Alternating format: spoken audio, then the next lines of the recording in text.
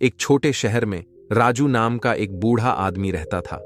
उसकी उम्र लगभग 60 साल थी और वह शहर के व्यस्त चौराहे पर एक छोटी सी मेज लगाकर पुराने खिलौने बेचता था। खिलौने पुराने और धूल भरे थे और राजू का चेहरा हमेशा उदास रहता था। लोग उसकी मेज के पास से गुजर जाते थे, पर कोई कुछ खरीदता नहीं था। उसकी कमाई मुश्किल से 2 वक्त की रोटी के लिए होती थी। एक दिन उसी चौराहे पर एक नया चाय वाला आया। उसका नाम सुरेश था। सुरेश की चाय की दुकान छोटी थी, पर उसकी दुकान पर हमेशा भीड़ लगी रहती थी। सुरेश ने राजू को कई दिनों से परेशान देखा। एक दोपहर सुरेश अपनी दुकान से 1 कप गर्मा गर्म चाय लेकर राजू के पास गया। चाय पीजिए चाचा, सुरेश ने मुस्कुराते हुए कहा। राजू ने हैरान होकर चाय ली। तुम्हारी दुकान पर इतनी भीड़ क्यों है? मेरी दुकान पर तो कोई आता ही नहीं, सुरेश ने धीरे से कहा। चाचा, मैं सिर्फ चाय नहीं बेचता, मैं खुशियां बेचता हूं। राजू ने सुरेश की बात नहीं समझी। यह क्या मतलब हुआ? सुरेश ने अपनी दुकान की ओर इशारा करते हुए समझाया।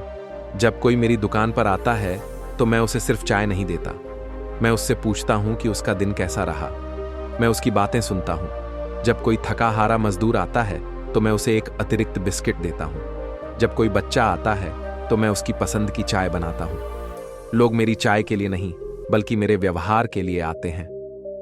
सुरेश ने राजू के खिलौनों की तरफ देखा और कहा, आप सिर्फ पुराने खिलौने बेच रहे हैं, आप उन्हें कहानियां नहीं बेच रहे हैं। सुरेश की बात राजू के मन में बैठ गई। उसने अगले दिन से सब कुछ बदल दिया। उसने अपने पुराने खिलौनों को साफ किया। उसने हर खिलौने के साथ एक छोटी सी कहानी जोड़ दी। जब कोई बच्चा आता तो वह उस खिलौने की कहानी सुनाता था।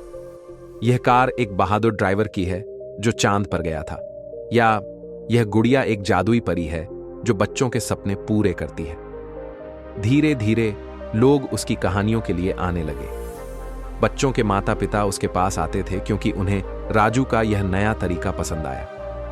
राजू का चेहरा अब हमेशा खिलखिलाता रहता था। वह अब सिर्फ खिलौने नहीं बेच रहा था, बल्कि बच्चों को कल्पना की दुनिया में ले जा रहा था। कुछ ही महीनों में राजू की कमाई बहुत बढ़ गई। अब वह बूढ़ा भिखारी नहीं बल्कि एक कहानियों का जादूगर बन गया था। एक दिन उसने सुरेश को अपनी कहानी सुनाई और कहा, तुम्हारी सलाह ने मेरा जीवन बदल दिया। मैंने सोचना शुरू कर दिया कि मैं क्या दे सकता हूं, न कि मैं क्या ले सकता हूं। इस पर सुरेश ने कहा, सफलता सिर्फ उस काम में नहीं है जो हम करते हैं, बल्कि उस सोच में है जिसके साथ हम वो काम करते हैं।